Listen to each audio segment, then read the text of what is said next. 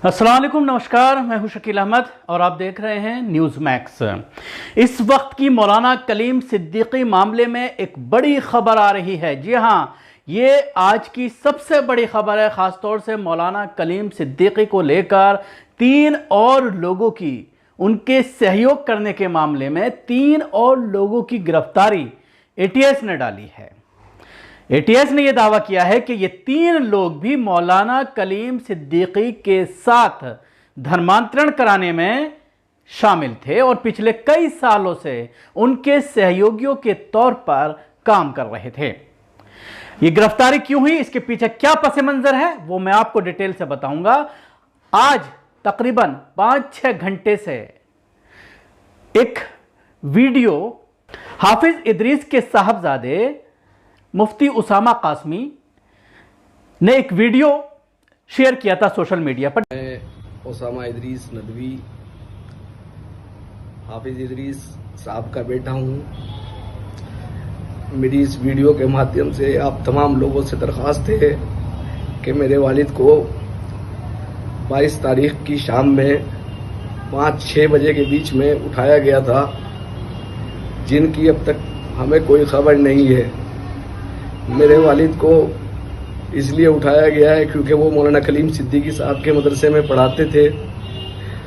उनके साथ उनके मुआविन हैं। अब तक उनको ना तो कोर्ट में प्रोड्यूस किया गया है, ना उनके बारे में कोई जानकारी दी जा रही है। लोकल थाने में हम लोगों ने जब भी कांटेक्ट करने की कोशिश की है तो लोग मना कर रहे हैं कि उनके बारे में हमें कोई खबर नहीं है।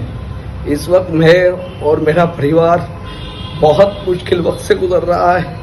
आप तमाम लोगों से दरखास्त है कि हमारा सपोर्ट करें। बस मैं यही कहना चाहता हूँ आप लोगों से। जिसमें उन्होंने ये बताया था कि उनके वालिद साहब जो पुलत मदरसे में मौलाना कलीम सिद्दीकी साहब के मदरसे में पढ़ाते थे और कुछ मैनेजमेंट का काम देखते हैं, वो उसी दिन से लापता हैं जिस दिन मौलाना कलीम सिद्दीकी को गिरफ्तार किया गया था, यानी 22 सितंबर से वो लापता हैं। और उसके साथ ही कई और लोगों के लापता होने के बाद, जिस तरह से ड्राइवर मौलाना का जिस वक्त मेरठ से वो उनको एटीएस ने हिरासत में लिया था, वो ड्राइवर भी लापता है और एक और शख्स लापता है। ये चीज़ें जब उनका वीडियो वायरल हुआ और उसके बाद लोग रिट्वीट उस वीडियो को करके उत्तर प्रदेश पुलिस से, एटीएस पुलिस से, ह्यूमन राइट्स कमीशन से सवाल करने लगे कि आखिर ये 4 दिन से लोग 5 दिन से लापता हैं। बार बार एटीएस कोर्ट में ये कह रही है कि अब हमारे पास कोई नहीं है। मौलाना कलीम सिद्दीकी की गिरफ्तारी के बाद एटीएस ने यह दावा किया कि सिर्फ मौलाना को गिरफ्तार किया गया है। और जब वो कोर्ट में पहुंचे मुफ्ती उसामा अपने वालिद साहब के लिए, तो एटीएस ने जवाब दिया कि हमारे पास कोई नहीं है।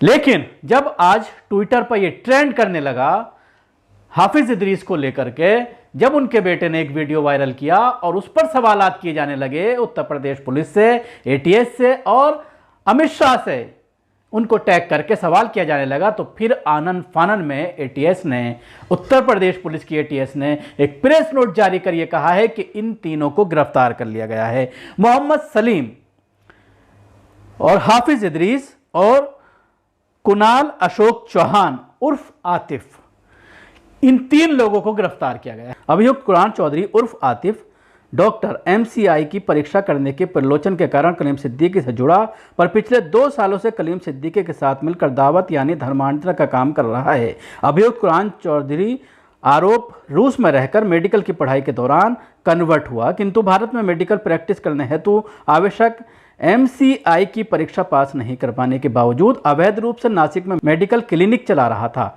अभियुक्त कलीम सिद्दीकी के साथ रहते हुए भी अवैध रूप से मेडिकल प्रैक्टिस करता था और प्रैक्टिस के साथ मरीजों पर दावत का भी काम कर रहा था। अभियुक्त इदरीस कुरैशी, जो कि पिछले 20 वर्षों से जमियतुल इमाम हबीबुल्लाह अल इस्लामिया, जो कि कलीम सिद्दीकी के ट्रस्ट द्वारा संचालित मदरसा है, के लिए फंड इकट्ठा करते हैं और मदरसे के संचालन में भी सक्रिय हैं। उपरोक्त मदरसे को अभियुक्त कलीम सिद्दीकी के धर्मांतरण के केंद्र के रूप ये अभियुक्त गण द्वारा संचालित किया जाता है, जहां पर धर्मांतरण के महत्वपूर्ण चरण तरबियत की गतिविधियों को अंजाम दिया जाता है। इसके साथ ही ये इल्ज़ाम भी लगाया गया है कि पिछले 3 महीनों के भीतर अभियुक्त इदरीस कुरैशी द्वारा लगभग 60 लाख का रिहायशी मकान मुजफ्फरनगर में बनवाया गया है और एक मोटरसाइकिल जिसकी कीमत 2.25 लाख रुपये बताई जा रही है वो खरीदा है, जिसके बारे में पूछताछ के दौरान अभियुक्त इदरीस द्वारा उपरोक्त संपत्ति अर्जित करने का स्रोत नहीं बताया जा सका। अभियुक्त कलीम सिद्दीकी और अभियुक्त इदरीस कुरैशी की नई दिल्ली और मुजफ्फरनगर में संपत्ति होने के संबंध में तथ्य प्राप्त हुए हैं, जिससे संबंध में आगे जांच की जाएगी। अब तक की विवेचना से ये प्राप्त हुआ है कि अभियुक्त गण द्वारा एक तरफ सामाजिक सौहार्द के कार्यक्रम की आड़ में भिन्न भिन्न प्रकार के लालच देकर अवैध धर्मांतरण का सिंडिकेट संचालित किया जा रहा है, वहीं दूसरी तरफ सिंडिकेट द्वारा कराए जा रहे धर्मांतरण के हवाले से देश विदेश से प्राप्त धनराशि का प्रयोग निजी परियोजनाओं के कर अवैध संपत्तियां बन। इसमें सवाल होता है कि 4 से 5 दिन तक आपने अवैध हिरासत में रखा अभियुक्तों को, आरोपियों को, और उसके बाद आप उस वक्त खुलासा कर रहे हैं जब सोशल मीडिया पर सवाल खड़ा होने लगा और ऐसा लगा आपको कि अब ये मामला ज़्यादा बिगड़ सकता है, इसलिए मजबूरन आपने उनकी गिरफ्तारी दिखाई और कोर्ट में पेश करके उनको जो है जेल भेज दिया।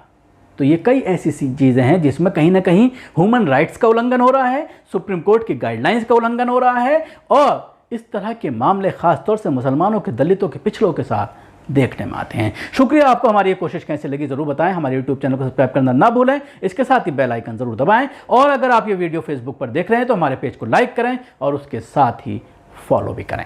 धन्यवाद। सभी अहम खबरों के लिए न्यूज़ MX को सब्सक्राइब करें, साथ ही बेल आइकॉन को जरूर दबाएं। लाइक, शेयर, कमेंट करना ना भूलें।